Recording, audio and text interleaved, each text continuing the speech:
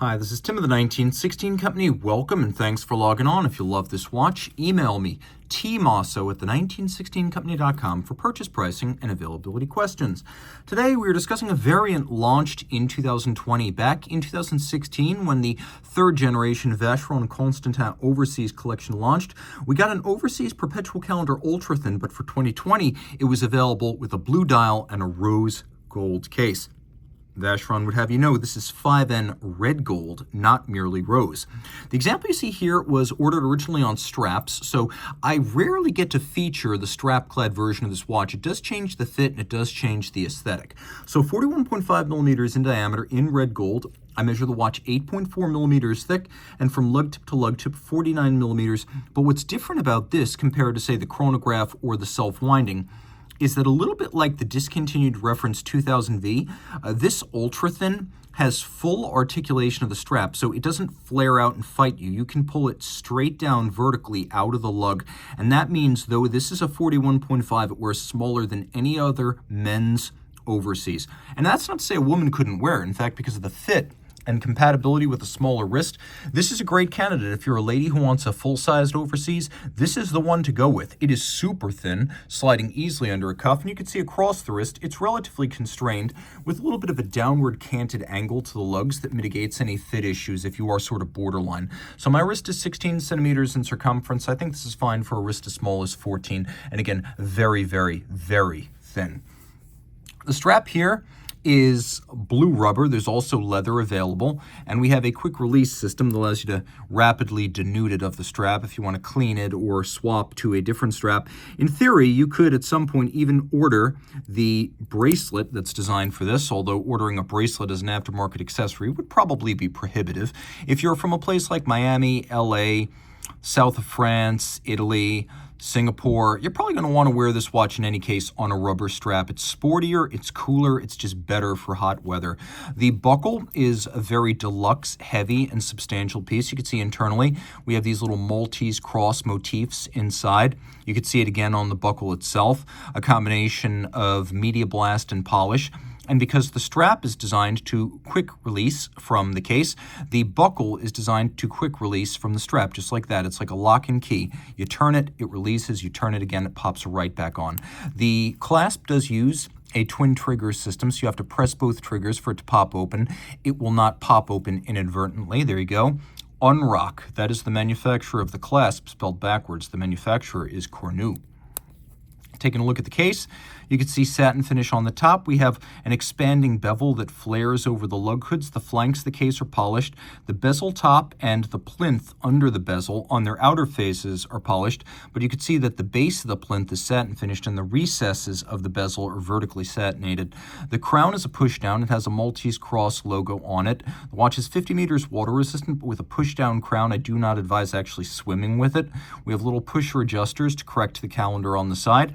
Then a dial of blue translucent lacquer that is absolutely gorgeous, along with rose gold indices and hands. So forgive the fingerprints here, but this watch is quite well loomed. Not the calendar functions, but the time itself. We have a moon phase disc that includes some of the constellations. A little bit of a flair for the dramatic. Outboard, we have a 60-minute scale with little cyan blue numerals, and then the calibrations, the hashes at least, are all in white. Perpetual calendar and moon phase, so you don't need to correct the calendar until the year 2100. And the moon phase, it doesn't expire precisely on a date or a day, but it is accurate until 122 years from the last time it was set. So you have a moon phase, day, date, month, and you can see that the 48-month cycle is present, and the cyan months are the leap year. So that's what that means. And if you're wondering, is it the leap year? Ask yourself, is this the Summer Olympics year? If it is, leap year. If not, no. Turning it all over, you can see JLC 920 is what this movement was called when it debuted in 1967. It was designed for and at the behest of the Holy Trinity. This movement designed for AP, Patek, and Vacheron, and only ever used by them, never by JLC itself or any of its other clients. It was designed at the time to be one of the thinnest automatic movements in the world, and it did that. At 2.4 millimeters thick, the base caliber is incredibly slender, made possible by an annular rotor that is a beryllium ring that goes all the way around, and then the 22 karat hand-finished mass is only on one side of the ring.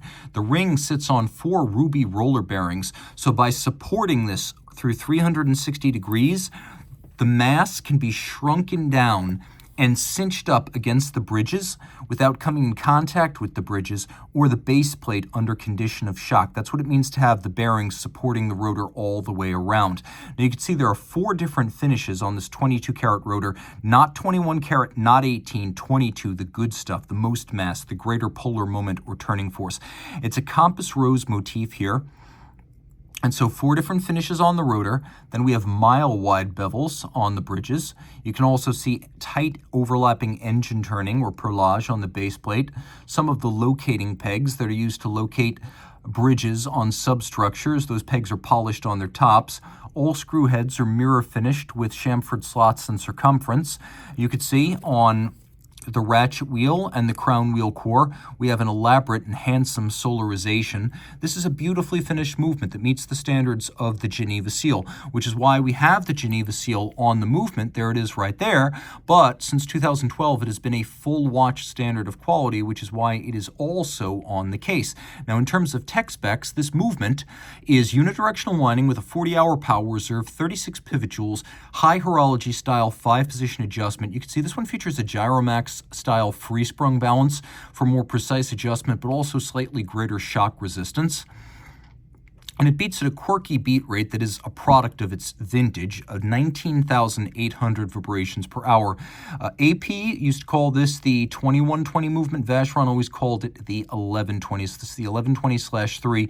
You can see there's not one, but at least 2 distinct sizes of engine turned perlage on the base plate. Nothing is left raw. A beautifully decorated heritage movement. And frankly, although not a Vacheron manufacture movement, most high horology aficionados would rather have an AP or a Vacheron with this movement than a cheaper and more mass-produced manufacturer alternative. One feature that you cannot see here, the soft iron ring that encompasses this movement. So though it has a display case back, it is actually highly anti-magnetic, fairly well shielded against magnetic flux densities of up to 25,000 ampere per meter. So reach out to Team Mosso at the 1916company.com for purchase and pricing details.